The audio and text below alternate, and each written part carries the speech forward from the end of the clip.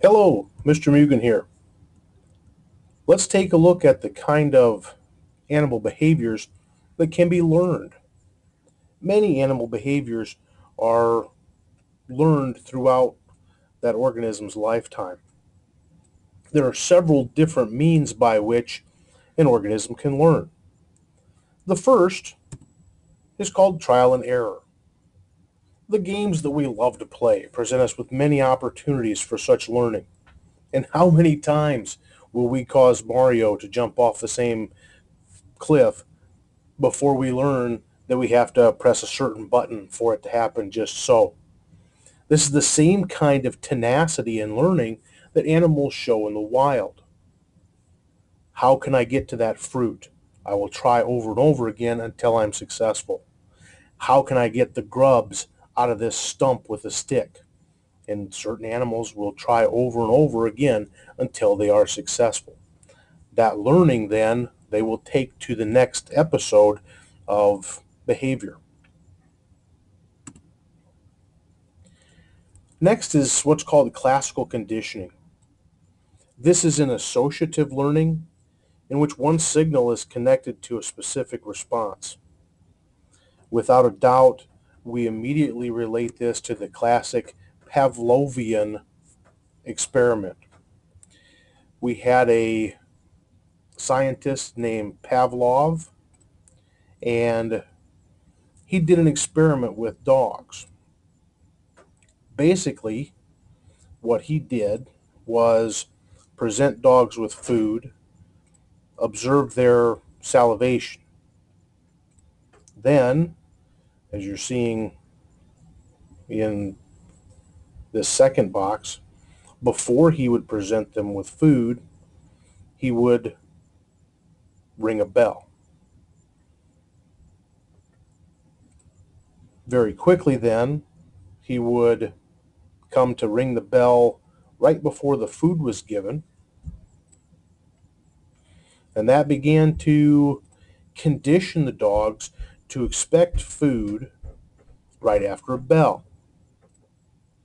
And they measured this by the amount that the dogs salivated.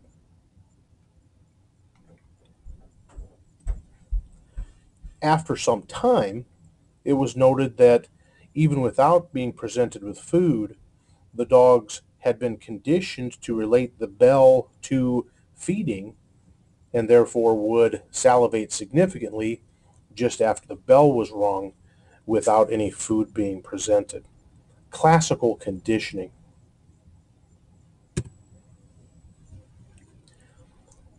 The next kind of learning is called selective learning. The best example for this is imprinting in birds. This must happen immediately after the birds are born in what's referred to as a critical period.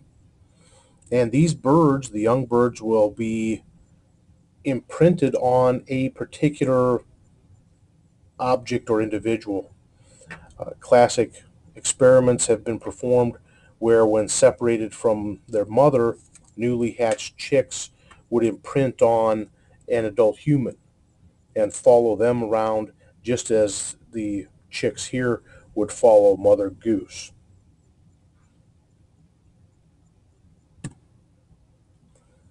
Cultural learning is significant and perhaps the most significant for humans.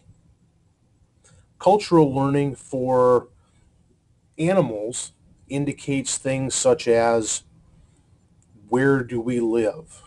What food is okay to eat here? Who should we be aware of? What enemies should we be alert to if they're prowling around the edges of the herd? Such cultural learning is critical for survival of many different species. All of these ideas, classical conditioning, trial and error learning, selective learning through imprinting, and cultural learning, combine to help species deal with all of the different challenges they face on a daily basis. Thanks for listening, and thanks for the opportunity.